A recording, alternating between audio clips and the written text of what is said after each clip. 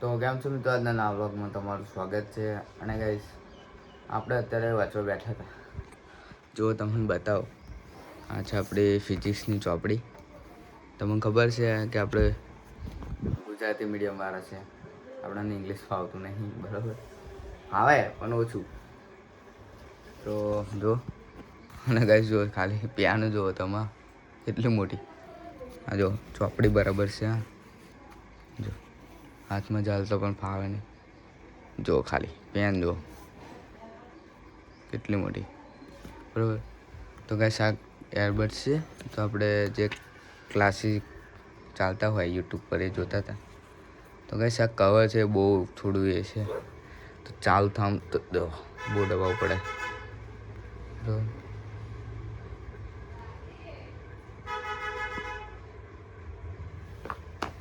જો તમે આ તો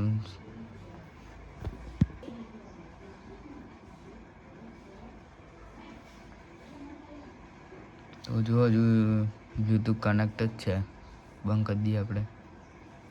બરાબર, હવે યાર બસમાં નાખી દઈએ. અચ્છા,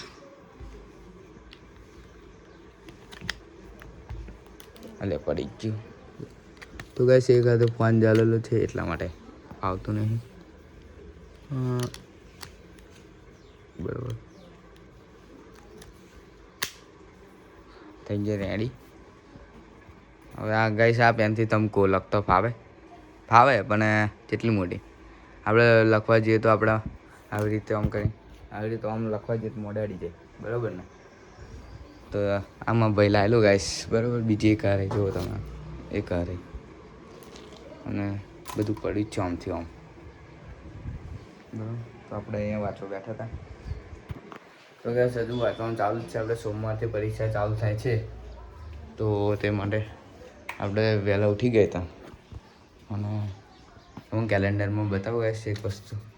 તો આપણે 13 તારીખે પરીક્ષા ચાલુ થાય છે અને 20 તારીખે પતા, બોલો આ તારીખ. કેમ કે 14 તારીખે એક રજા આવે છે એટલા માટે. તો ગાઈસ બસ આવા નવા વ્લોગ તો આપણે આવતા રહેશે, કેમ કે પરીક્ષા ચાલુ છે, બરાબર, એટલા માટે. તો ગાઈસ આ વ્લોગ સારો લાગે તો ચેનલને સબસ્ક્રાઈબ કરી દેજો, બેલ આઇકન ઓલ કરી દેજો. મળીએ બીજા વ્લોગમાં. જય માતાજી.